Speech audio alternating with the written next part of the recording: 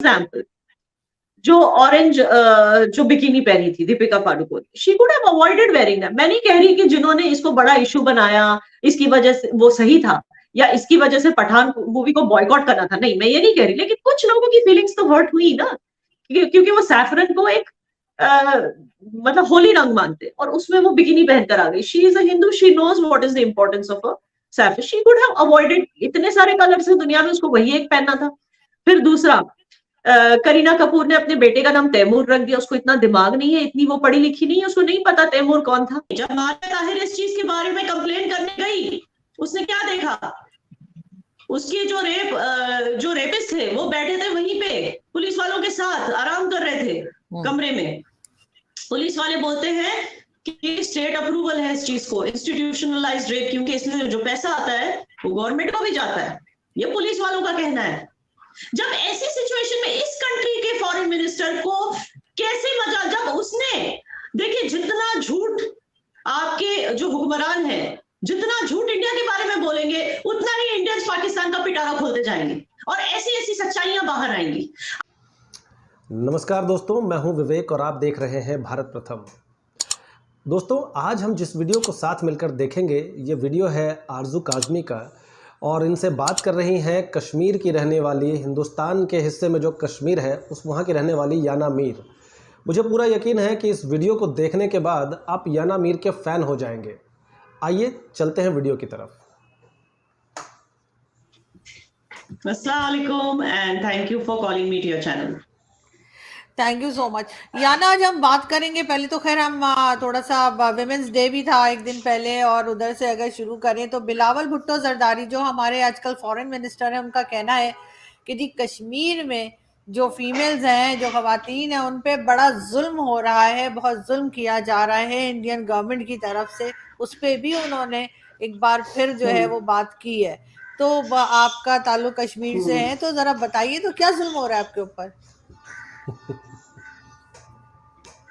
नहीं, पहले मैं अपने जुल्म के बारे में बताऊं, इससे पहले मुझे बताइए ये बोल कौन रहा है, उस कंट्री का फॉरेन मिनिस्टर जिस कंट्री में औरतों के कोई हुकूक ही नहीं है। पाकिस्तान, शायद आपको पता होगा या नहीं पता होगा, पाकिस्तान पूरी दुनिया में जेंडर बायस को लेके, मतलब औरतों के कम हुकूक होने को लेके टॉप 10 में आता है। Gender bias, gender gap report के हिसाब से 2022 की रिपोर्ट की बात कर रही हूं मैं, उसके इंडेक्स में टॉप 10 में आता है, नंबर 9 पे।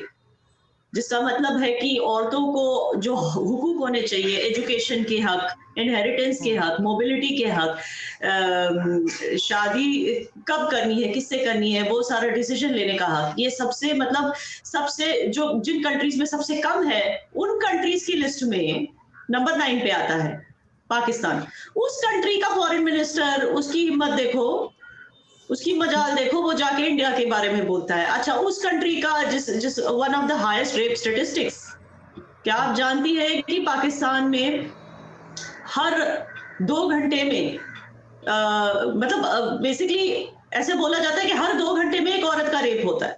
दिन में कम से कम 12 रेप्स होते हैं पाकिस्तान में। ये कोई जोक की बात नहीं, ना हंसी की बात नहीं, this is a serious issue. Okay, and only 0.2% conviction rate.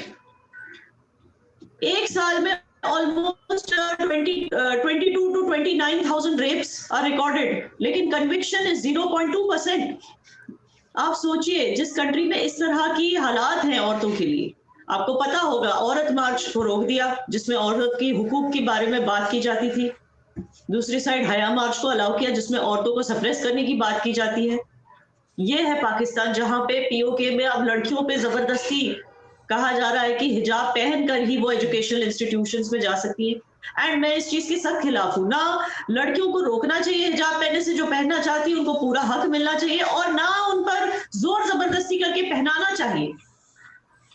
लेकिन अनफॉर्चुनेटली वहां पीओके में ये सब हो रहा है। अच्छा, आई बात जब हम रेप की बात कर रहे थे, I think Pakistan is the only country in the world जहां पे रेप पॉलिटिसाइज होता है। शायद आपको पता होगा रिवेंज रेप क्या है जो पाकिस्तान में होता है। आप सोचिए किस तरह का जो पंचायतें हैं वहां की पाकिस्तान में, किस तरह की ये जस्टिस सिस्टम है।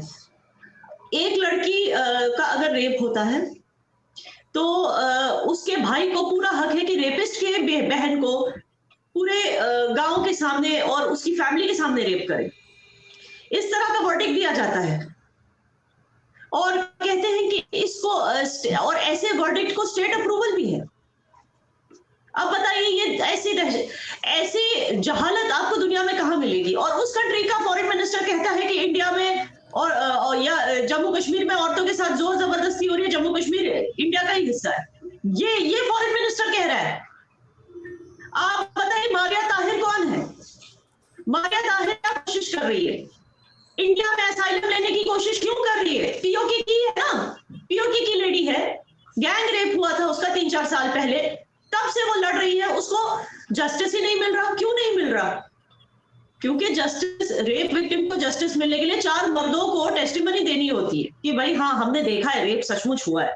अदरवाइज अगर लड़की बोलती है तो उसका कोई होल्ड नहीं है कोर्ट ऑफ लॉ में पाकिस्तान में। अब आप मुझे बताइए वो क्या करेगी, कहां जाएगी? उसके बच्चे।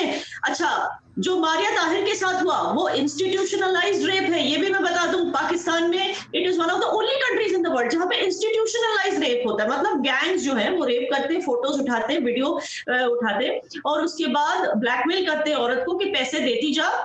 उसको और उसके हस्बैंड को ब्लैकमेल किया जाता है कि पैसे देते जाओ वरना हम ये वीडियोज और क्लिप्स वायरल कर लेंगे। और देखिए जब याना मारिया ताहिर इस चीज के बारे में, मेरी बात सुनिए, जब मारिया ताहिर इस चीज के बारे में कंप्लेन करने गई, उसने क्या देखा? उसके जो रेपिस्ट थे वो बैठे थे वहीं पे पुलिस वालों के साथ आराम कर रहे थे कमरे में। पुलिस वाले बोलते हैं कि स्टेट अप्रूवल है इस चीज को, इंस्टीट्यूशनलाइज्ड रेप, क्योंकि इसमें जो पैसा आता है वो गवर्नमेंट को भी जाता है। ये पुलिस वालों का कहना है। जब ऐसी सिचुएशन में इस कंट्री के फॉरेन मिनिस्टर को कैसे मजा, जब उसने, देखिए जितना झूठ आपके जो हुक्मरान है, जितना झूठ इंडिया के बारे में बोलेंगे उतना ही इंडियंस पाकिस्तान का पिटारा खोलते जाएंगे और ऐसी ऐसी सच्चाइयां बाहर आएंगी। आपको पता है मुख्तरम बीबी के साथ क्या हुआ? आपको पता है मरहूम अस्मा जहांगीर की रिपोर्ट में क्या क्या लिखा है कि औरतों के साथ क्या क्या होता है? 57% औरतों को एजुकेशन की राइट्स नहीं है। आप बताइए ये नहीं, आप देखें याना, देखें एक सेकेंड याना, देखें आप बात ठीक कह रही हैं, लेकिन बात वो सिर्फ और सिर्फ रेप की बात नहीं कर रहे होंगे। वो यकीनन एजुकेशन को लेके, बाहर निकलने को लेके, काम करने को लेकर, अपनी जो राइट्स है उसकी भी बात कर रहे हैं। और रेप तो इंडिया में भी बहुत होते हैं, दिल्ली में भी बहुत होते हैं। मैं उसको जस्टिफाई नहीं कर रही, मैं सिर्फ एक बात कह रही हूँ वो सारी चीजें, क्योंकि मैंने तो आपको देखा है ना। आप देखिए एक सेकेंड, लेट मी कंप्लीट। देखिए एक सेकेंड, देखिए आप बाहर निकल रही है ना, आप बाहर निकल रही हैं, आपको मैं देखती हूँ, आप काम भी कर रही हैं, तो इसलिए मैं कह रही हूँ कि वो हर चीज को लेके कर रहे हैं। इसीलिए मैंने आपसे आज बात की कि आप उस चीज को बताइए कि लोग बाहर निकल रहे हैं, फीमेल्स को आजादी है, यानी हमारे यहाँ तो जो प्रॉब्लम्स है वो है। बिल्कुल जी, फीमेल्स को आजादी, मैं वही, चलिए रेप स्टेटिस्टिक्स की बात कर लीजिए। अगर हमारे यहाँ अगर साल में 233 केसेस रिपोर्ट होते हैं और conviction rate is very high and बख्शा नहीं जाता, आपको पता है। ओके, और दूसरी बात यह है कि यू स्पोक अबाउट कौन सी राइट्स? हाँ, जो ये काम करने के राइट्स, जॉब राइट्स, जैसे मैंने जेंडर पैरिटी की बात की, 34% है, वन ऑफ द हाईएस्ट। मतलब द जेंडर इनकम रेशियो की मैं बात कर रही हूँ जिसमें डिफरेंस है। अब मैं बताऊं, फॉर एग्जांपल पाकिस्तान में अगर एक मर्द 100 रुपए कमाता है, वेजेस रिपोर्ट के हिसाब से, इंटरनेशनल वेजेस रिपोर्ट सर्वे जो है उसके हिसाब से, अगर मर्द 100 रुपए कमाता है तो औरत सिर्फ 16 रुपए कमाती है। इस पाकिस्तान के फॉरेन मिनिस्टर को इतनी मजाल कि जिस कंट्री में प्रेसिडेंट जो है वो एक लेडी है और जिस जम्मू कश्मीर में सीएम एक लेडी रह चुकी है, उस जम्मू कश्मीर के ऊपर वो उंगली उठाता है।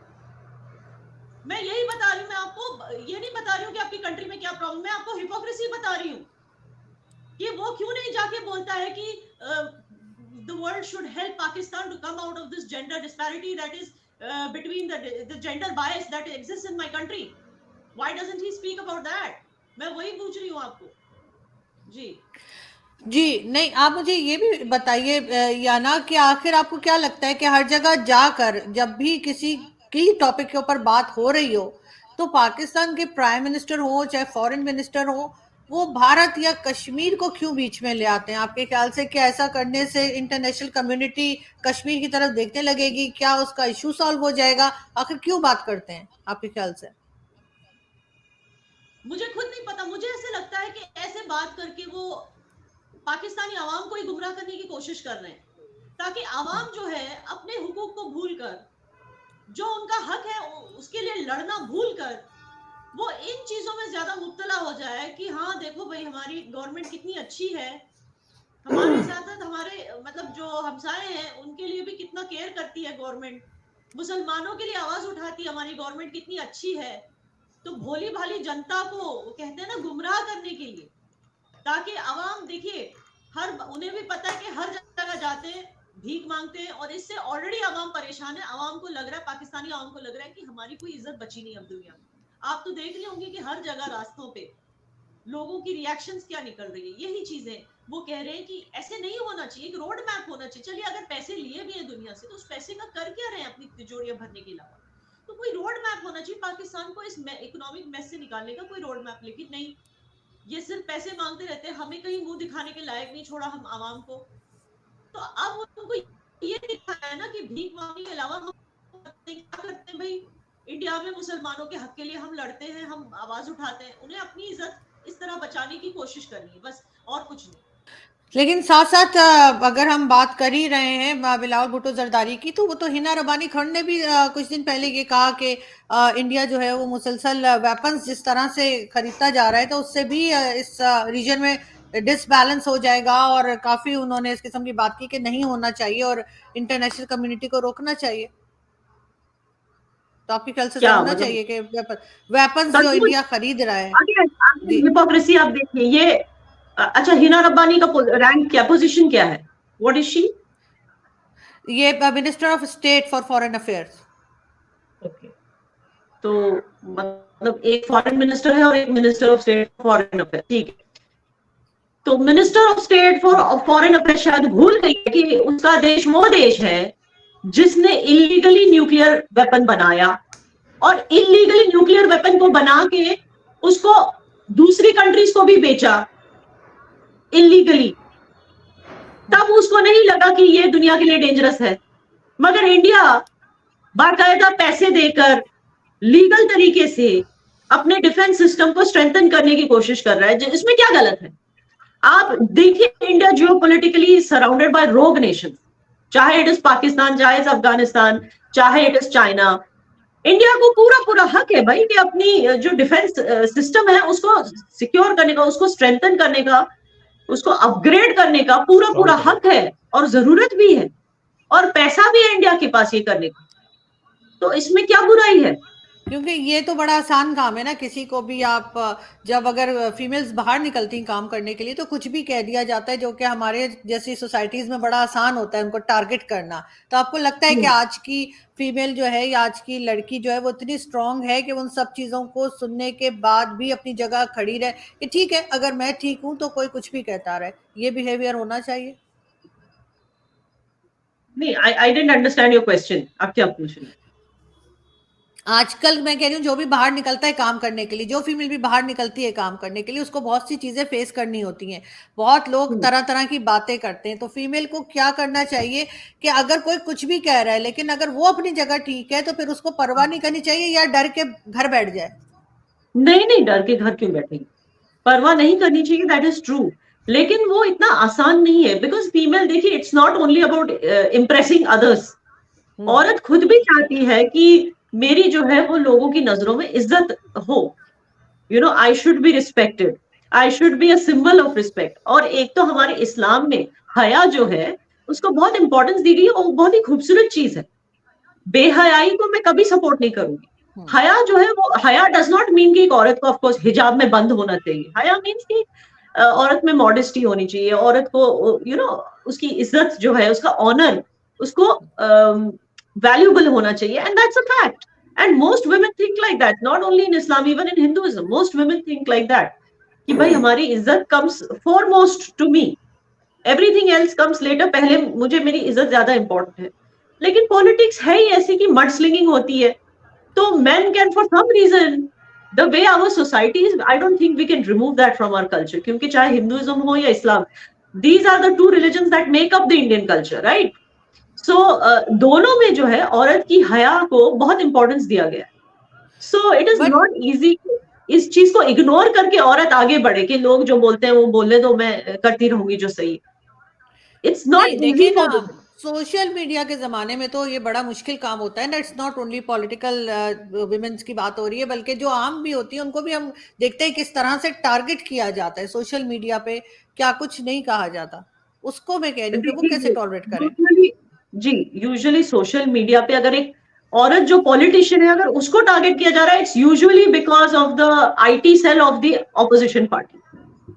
और नहीं, अगर कोई नॉट ओनली औरत द पॉलिटिशियन, किसी को भी, जर्नलिस्ट हो, हमारे यहाँ तो हर एक को टारगेट करते हैं ना. टारगेट करते हैं तो जर्नलिस्ट को भी यूजुअली ऑपोजिशन की आईटी सेल्स ही टारगेट करती है, ज्यादातर जर्नलिस्ट हो या पॉलिटिशियन लड़कियां हो. और बाकी जो एक बिगर सेक्शन ऑफ द सोसाइटी उन लोगों को टारगेट करता है जो इन्फ्लुएंसर्स हैं, जैसे कि मॉडल्स, एक्ट्रेसेस, इस तरह के लोग. If they try to cross that line, देखिए जो भी है, एक औरत को हमेशा पता होना चाहिए कि ये मेरी कंट्री है, ठीक है, मैं लिबरेटेड हूं, लेकिन मैं एक हद नहीं पार कर सकती जिससे मेरी कंट्री को मुझ पे शर्म आए. वो हद मैं नहीं पार कर सकती. मैं अगर मुझे पता है मुझे इन लोगों के बीच में रहना, मैं इनके फीलिंग्स नहीं हर्ट कर सकती. फॉर एग्जाम्पल, जो ऑरेंज जो बिकिनी पहनी थी Deepika Padukone, she could have avoided wearing that. मैं नहीं कह रही कि जिन्होंने इसको बड़ा इशू बनाया इसकी वजह से वो सही था, या इसकी वजह से पठान मूवी को बॉयकॉट करना था, नहीं, मैं ये नहीं कह रही. लेकिन कुछ लोगों की फीलिंग्स तो हर्ट हुई ना, क्योंकि वो सैफरन को एक मतलब होली रंग मानते और उसमें वो बिकिनी पहनकर आ गई. She is a Hindu, she knows what is the importance of a saffron. She could have avoided, इतने सारे कलर्स हैं दुनिया में, उसको वही एक पहनना था. फिर दूसरा, करीना कपूर ने अपने बेटे का नाम तैमूर रख दिया. उसको इतना दिमाग नहीं है, इतनी वो पढ़ी लिखी नहीं है, उसको नहीं पता तैमूर कौन था. तैमूर तो वो था उसकी कंट्री में जिसने हिंदुओं को मार मार के उनकी सरों के माउंटेन्स बनाए. ये था तैमूर लग. अब तैमूर के नाम से तुम अपने बेटे का नाम तैमूर रखोगे और रहोगे हिंदुओं के बीच, तो कुछ शर्म होनी चाहिए लोगों. मुझे ऐसे लगता है कि कहीं कहीं उर्फी जावेद को ले लीजिए, जाहिर सी बात है एक मुसलमान होके वो इस तरह के कपड़े पहन के घूमेगी, ना वो इंडियन संस्कृति को सूट करता है, ना वो इस्लाम को सूट करता है. तो आई फील कि औरत शुड बी लाइक, मैं ये नहीं कह रही कि औरत को दबा के रहना चाहिए, मगर औरत को एक एग्जाम्पल बनना चाहिए, पूरी दुनिया को दिखाना चाहिए कि हया क्या चीज होती, क्योंकि वो भी जरूरी है, वरना हम सारे तो जानवर ही बन जाएंगे.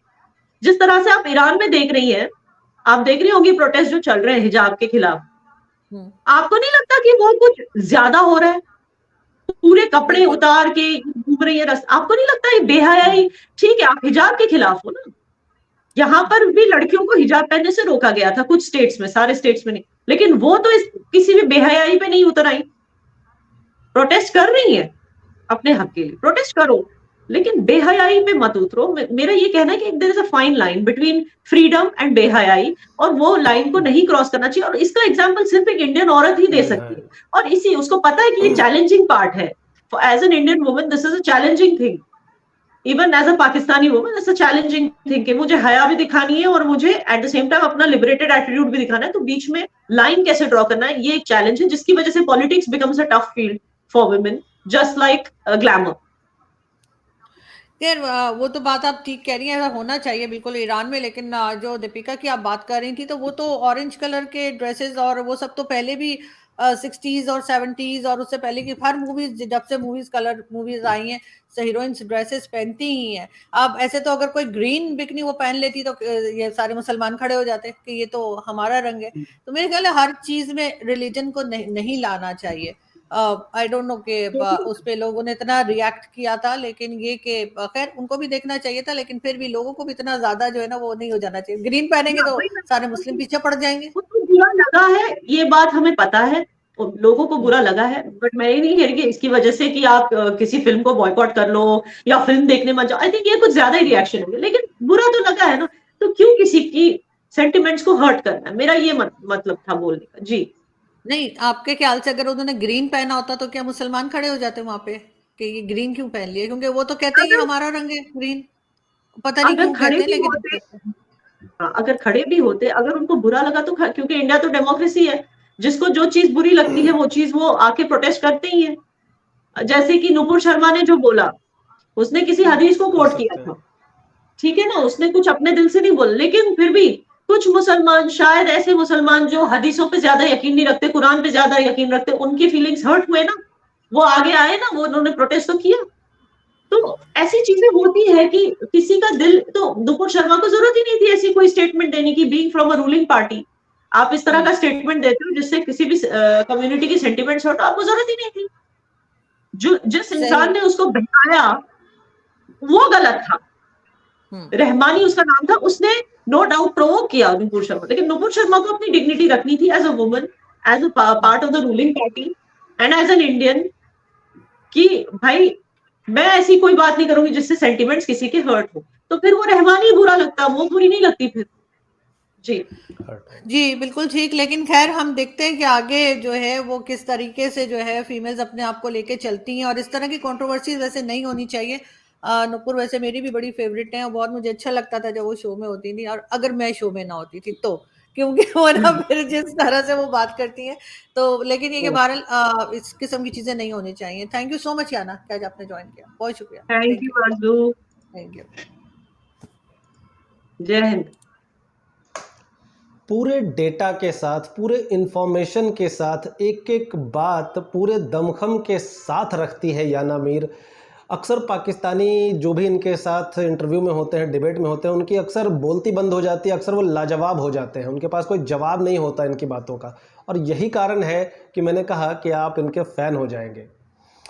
तो दोस्तों, उम्मीद करते हैं कि आपको ये चर्चा पसंद आई होगी, ये बातें आपको पसंद आई होगी इस वीडियो में जो भी आपने देखा।